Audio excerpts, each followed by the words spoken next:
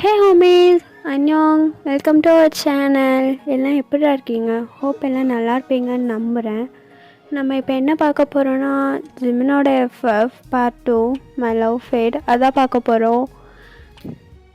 நம்ம சேனலில் வீடியோ வந்து ரொம்ப நாள் ஆச்சு இல்லைடா. நான் கொஞ்சம் சீக்கிரம் அப்லோட் பண்ண பார்க்குறேன். இங்கே கொஞ்சம் ஒர்க் கொஞ்சம் இருந்துச்சு, அதனால தான். இனிமேல் கொஞ்சம் வீடியோஸ்லாம் வந்துடும். ஓகேவா? நம்ம இப்போ ஸ்டோரிக்குள்ளே போயிடலாம். அதுக்கு முன்னாடி சேனல் யாராவது சப்ஸ்கிரைப் பண்ணாமல் பார்த்துட்டு இருந்தால் சப்ஸ்கிரைப் பண்ணிக்கோங்கடா. நம்ம போன எபிசோடு எதோடு முடிச்சிருந்துருப்போம்னா, உங்களுக்கும் ஜிமினுக்கும் தான். ஜிமினுக்கு இன்ட்ரெஸ்டே இல்லாமல் உங்களுக்கும் ஜிமினுக்கும் மேரேஜ் ஆகிருந்திருக்கும். ஜிமின் உங்களை தான் உனக்கு பால் கொண்டு போய் கொடுக்கும்போது செம்மையாக திட்டே இருந்திருப்பான். அதோட அந்த பால் டம்ளரையும் கீழே தள்ளி விட்டு இருந்திருப்பான். இதோட தான் முடிச்சிருந்துருப்போம். நம்ம இதுலேருந்தே கண்டினியூ பண்ணிக்கலாம்டா. நீங்கள் தான் அந்த பால் கிளாஸ் தள்ளி விட்டோன்னையும் ஜிமினை ஒரு மாதிரி ஷாக்கிங்காக பார்க்குறீங்க. ஜிமினு உங்களை பார்த்துட்டு, என்ன பார்க்குற? நீ என்ன உன் மனசில் நீ என்ன நினச்சிட்ருக்க? நான் உன்னை ஒய்ஃபாக ஏற்றுக்கிட்டேன்னா, இதை பார், நல்லா புரிஞ்சுக்கோ. எங்கள் அப்பா அம்மாக்காக தான் இந்த மேரேஜ்க்கே ஓகே சொல்லியிருக்கேன். அவங்க வந்து கேட்டதுனால மட்டும்தான். எனக்கு இப்போ மட்டும் இல்லை, எப்பயுமே ஒன்று பிடிக்காது. அதோட அப்படின்னு சொல்லிட்டு ஷோபியோட ஃபோட்டோ தான் எடுத்து உங்ககிட்ட காமிக்கிறான். அதில் ஜிமினும் ஷோபியும் ரொம்ப க்ளோஸாக ஹக் பண்ணி நின்றுட்டுருக்காங்க. அந்த மாதிரி ஒரு ஃபோட்டோ தான். நீங்களும் பார்த்துட்டு ஒரு மாதிரி அந்த ஃபோட்டோவே பார்த்துட்ருக்கீங்க. ஜிமினும், பார்த்தியா, இவ தான் என்னோடய ஆள், இவளை தான் நான் மேரேஜ் பண்ணிக்கலான்ட்டு இருந்தேன். இடையில இங்கே கூட்டிகிட்டு வந்து என்னென்னமோ ட்ராமா பண்ணி உங்க கூட என்னை கல்யாணம் பண்ணி வச்சுருக்காங்க. அண்ட் இன்னொரு முக்கியமான விஷயம், எந்த காரணத்தை கொண்டும் நீ என்னோடய ஒய்ஃபுன்றதை மட்டும் வெளியேவும் சொல்லிடாத. என்கிட்டயும் அந்த உரிமையை எடுத்துக்க பார்க்காத. ஏன்னா உன்னை நான் என் ஒய்ஃபாக இல்லை, வீட்டு வேலைக்காரியாக மட்டும்தான் பார்க்க போகிறேன் இனிமேல் அப்படின்னு சொல்லிவிட்டு அங்கேருந்து ஓரமாக போய் நின்றுருந்துருப்பான். நீங்கள் இதெல்லாம் நல்லா புரிஞ்சுக்கிறீங்க. உங்களுக்கு நல்லா புரியுது ஜிமினுக்கு உங்களை சுத்தமாக பிடிக்கவே இல்லை. அவர் விருப்பமே இல்லாமல் தான் நம்மளை மேரேஜ் பண்ணியிருக்காருங்கிறதும் உங்களுக்கு நல்லா புரிஞ்சிடுது. நீங்களும் அப்படியே பொறுமையாக உங்கள் டியர்ஸ்லாம் தொடச்சிட்டு வெளியே வரீங்க. வெளியே வந்தால் தான் ஜங்குக், ஜிமினோட அம்மா அப்பா எல்லோரும் நிற்கிறாங்க. நீங்கள் அவங்கள பார்த்துட்டு ரொம்ப ஸ்மைலோட, அவன் ஏதோ உங்களை இவ்வளோ நேரம் கொஞ்சிட்டு இருந்த மாதிரி சிரிச்சுட்டே வந்து உங்கள் அத்தைக்கிட்ட நிற்கிறீங்க. உங்கள் அத்தையும் உங்களை பார்த்துட்டு, பையன் உன் ஃபேஸ் ஏன் ஒரு மாதிரி டல்லாக இருக்குது, என்னாச்சுடா அப்படின்னு தெரியாத மாதிரி கேட்குறாங்க. நீங்களும், அத்தை ஒன்றும் இல்லையே, டல்லாக இருக்குது.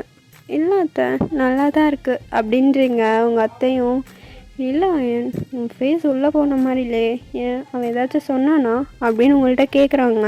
நீங்களும், அவர் என்னத்த சொல்ல போகிறாரு, எதுவும் சொல்லலையே, அவர் ஃபோன் தான் யூஸ் பண்ணிகிட்டு இருந்தார், நான் போய் பால் வச்சுட்டு வந்துட்டேன் அப்படின்னு சொல்லிடுறீங்க. உங்கள் அத்தையும் ஒரு மாதிரி சிரிச்சுட்டு திரும்பிக்கிறாங்க. ஜங்குக்கு உங்களை ஒரு மாதிரி பாவமாக பார்த்துட்றான்.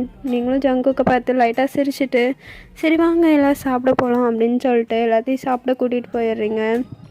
அப்படியே தாண்டா கொஞ்சம் டைம்லாம் ஸ்கிப் ஆகுது. நீங்கள் இப்போது உங்கள் வீட்லேருந்து கொரியாவுக்கு தான் கிளம்ப ரெடி ஆகிட்டுருக்கீங்க. ரெடி ஆகி எல்லாம் காரில் ஏற போகும்போது நீங்கள் தான் உங்கள் அப்பா அம்மா எல்லாத்தையும் ஹக் பண்ணி அழுறீங்க. உங்கள் அம்மா, ஒருத்தி ட்ராமா வேறு போடணுமா இப்போது அப்படின்னு சொல்லிவிட்டு உங்களை ஒரு மாதிரி ஹக் பண்ணிக்கிறாங்க. ஹக் பண்ணிவிட்டு உங்களை போன்ற மாதிரி சொல்கிறாங்க. நீங்களும் ஒரு மாதிரி அழுத ஃபேஸோடையே வந்துடுறீங்க. வந்து காரில் உட்காந்து ஒரு மாதிரி அழுதுகிட்டே இருக்கீங்க. உங்கள் அத்தை தான் உங்களை கம்ஃபர்ட் பண்ணிட்டே வராங்க. ஒயன் அல்லாதடா, ஒன்றும் இல்லை, அங்கே போய் நான் இருக்கேன், மாமா இருக்கார், ஏன் பயப்படுற, அழக்கூடாது சரியா அப்படின்னு உங்களை கம்ஃபர்ட் பண்ணிகிட்டே இருக்காங்க. உங்களுக்கு ரொம்ப பயமாக இருக்குது. ஏன்னா அங்கே யாருன்னு தெரியாது. இவங்க 4 பேர்த்த மட்டும் தெரிஞ்சு வச்சுட்டு அங்கே போய் என்ன பண்ண போகிறோம் அப்படின்ற மாதிரி ரொம்ப பயப்படுறீங்க. உங்கள் அத்தையும் உங்களுக்கு தான் அந்த மாதிரி கம்ஃபர்ட் கொடுத்துட்டே வராங்க. ஒரு வழியாக இப்போ நீங்கள் கொரியாவுக்கு வந்துடுறீங்க. கொரியாவில் ஜிமினோட வீட்டில் தான் இருக்கீங்க. நீங்கள் ஹாலில் உட்காந்து பேசிகிட்ருக்கீங்க. ஜிமினோட ரிலேட்டிவ்ஸ் எல்லாம் நிறைய பேர் வந்திருக்காங்க. எல்லாருக்கூடையும் கொஞ்சம் பேசிகிட்ருக்கீங்க உட்காந்து. ஜிமின் அப்போ தான் எங்கேயோ வெளியே போயிட்டு வரான் போல இருக்கு. கையில் ஒரு பேப்பரோட ரூமுக்கு போயிடுறான் டக்குன்னு. உங்களை நிமிந்து கூட பார்க்கல, அவன் பாட்டுக்கு ரூமுக்கு போயிடுறான். நீங்களும் அதை கவனிச்சிட்டும் கவனிக்காத மாதிரி அப்படியே அமைதியாக உட்காந்துக்கிறீங்க. அப்படியே உங்களுக்கு ரூமில் ஃபர்ஸ்ட் நைட் ஏற்பாடெலாம் நடக்க ஜிமினும் இதெல்லாம் இப்போ தேவையா அப்படின்ற மாதிரி ஜங்குக் கிட்ட புலம்பிகிட்ருக்கான். ஜங்குக்கும் ஜிமினும் பக்கத்து ரூமில் தான் உட்காந்து பேசிகிட்டு இருக்காங்க. டே மச்சான், எனக்கு சத்தியமாக அவனை பிடிக்கவே இல்லை தெரியுமா. எங்கள் அப்பா அம்மா சொன்னாங்கன்னு தான் இவளை கல்யாணமே பண்ணிக்கிட்டேன். இல்லைனா இந்த பட்டிக்காட்டை நான் யார் கல்யாணம் பண்ணிப்பா. நான் இதில் வர ஷோபிக்கிட்ட என்ன சொல்கிறதுனே தெரிலடா. இதோட அவனுக்கு நிறைய தடவை கால் பண்ணிட்டா, அட்டனும் பண்ண முடியல. அவகிட்ட இப்படிலாம் நான் பேசாமல் இருந்ததே இல்லை மச்சான். ஏதோ ஒரு மாதிரி அவள்கிட்ட மறைக்கிற மாதிரி கஷ்டமாக இருக்குது அப்படின்னு இவங்க 2 பேர் பேசிகிட்டு இருக்காங்க. ஜிமின்கோ ஜங்குக் ஆறுதல் சொல்லிகிட்ருக்கான்.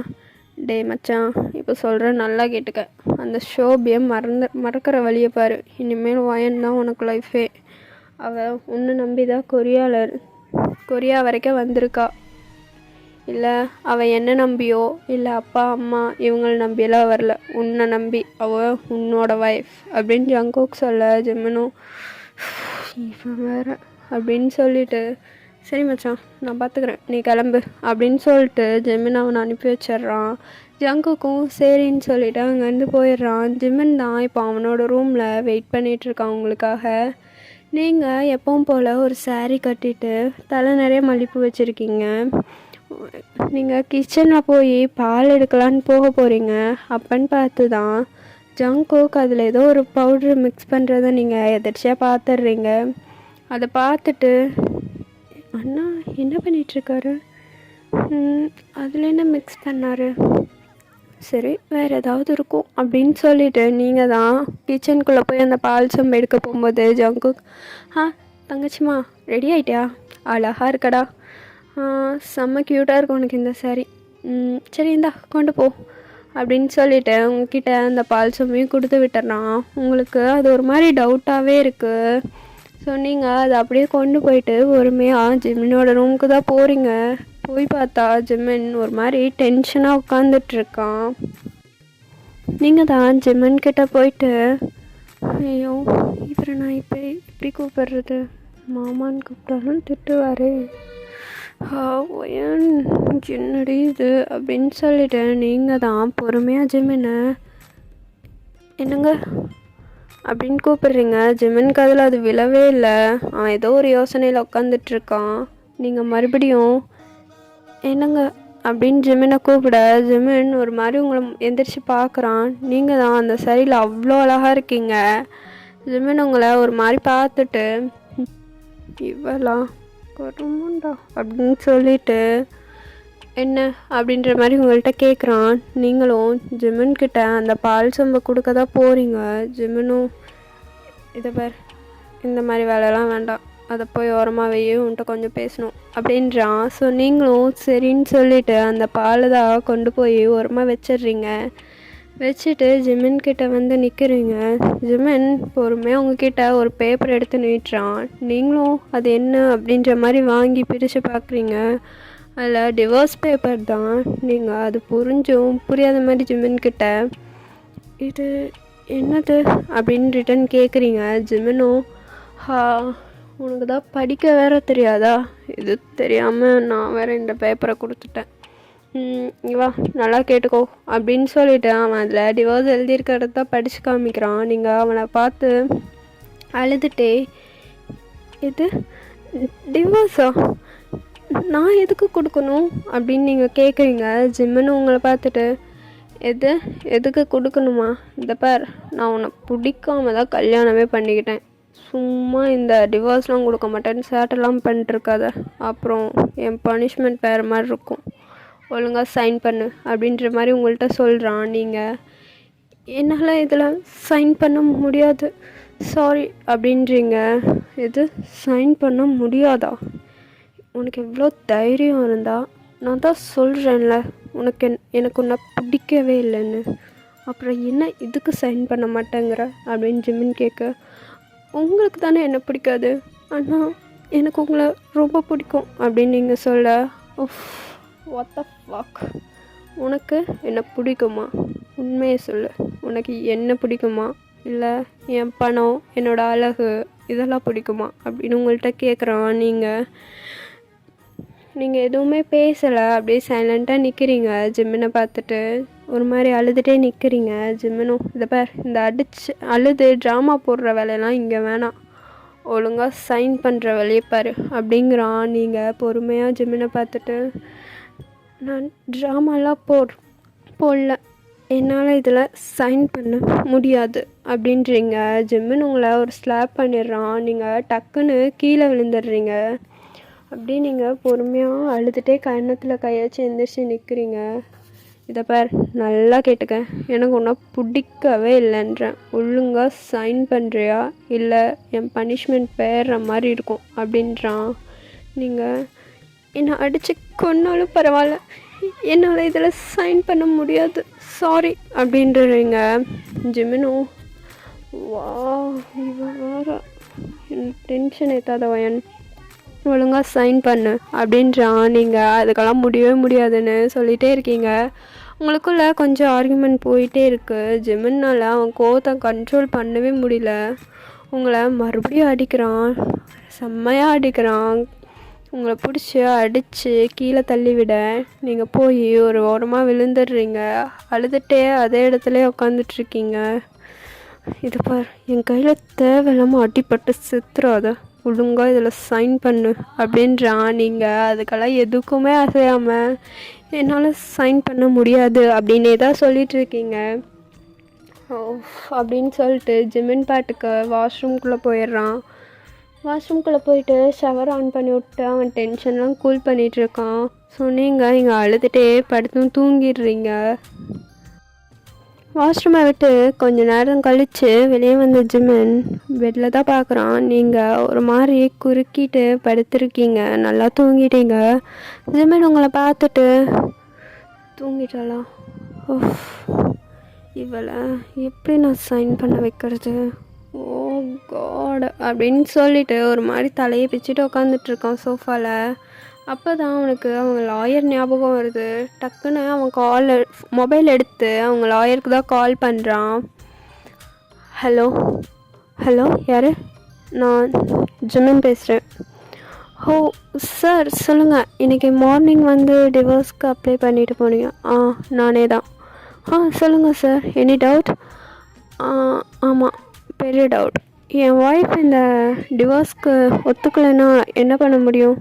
நான் மட்டும் ஒத்துக்கிட்டா டிவோர்ஸ் கிடச்சிரும்ல அப்படின்னு ஜிம்மின் கேட்க, அவங்களும் சாரி சார், அதெல்லாம் முடியாது, 2 பேருமே மனசார ஏற்றுக்கிட்டு தான் பிரிகிற மாதிரி இருக்கணும் அப்படின்றாங்க. ஜிம்மின் அவள் இப்போ இந்த டிவோர்ஸ்க்கு ஒத்துக்க மாட்டா, நான் என்ன பண்ண முடியும், எனக்கு டிவோர்ஸ் வேணும் அப்படின்னு ஜிம்மின் கேட்க, அவங்களும் ஓகே சார், உங்கள் ஒய்ஃபோட ஏதாவது ஒரு தப்பு பண்ணுறாங்க, அவங்க மேலே ஏதாவது ஒரு பனிஷ்மெண்ட் அந்த மாதிரி போட்டு நம்ம பிரியலாம். அவங்களுக்கு மேரேஜ் ஆகி எவ்வளோ இயர்ஸ் ஆகுது அப்படின்னு அவங்க கேட்க, ஜிம்மினும் 1 day ஆகுது அப்படின்றான். அவங்களுக்கு ஒன்றுமே புரியல. எது 1 day தான் ஆகுதா? 1 dayலேயே இருந்தாலும் எதுக்கு டைவர்ஸ்லாம் கேட்குறோம்? 1 dayலன்னா ரொம்ப சாரி சார், சத்தியமாக டிவோர்ஸ் கிடைக்காது. பிகாஸ் இந்த 1 day 2 days 1 month இந்த மாதிரி இருக்க கப்புள்ஸ் நியூ மேரிட்டெல்லாம் அண்டர்ஸ்டாண்ட் பண்ணிக்கவே கொஞ்சம் டேஸ் ஆகும். ஸோ அதில் கொஞ்சம் சண்டை வரும், பேசிக்க மாட்டாங்க, இல்லை அவங்க செக்ஸுவல் ரிலேஷன்ஷிப்பில் ப்ராப்ளம் இருக்கும். ஸோ அதனால் டிவோர்ஸ் அப்ளை பண்ணுறது ரொம்ப ரேர். அப்படி அப்ளை பண்ணாலும் அவங்க கூட 6 month அவங்க ஒன்றா இருந்து தான் ஆகணும். ஏன்னா இந்த 6 monthல அவங்க எப்படியாவது புரிஞ்சுப்பாங்க, ஒன்று சேர்ந்து வாழ ஆசைப்படலாம். ஸோ அதனால் இந்த 1 day டிவோர்ஸ்லாம் வாய்ப்பே இல்லை சார். நீங்கள் வேணால் அப்ளை பண்ணுங்கள், அந்த 6 month இதை வேணால் நான் போட்டு தரேன் அப்படின்னு சொல்கிறாரு ஜிம்மினும். இது 6 month-ஆ?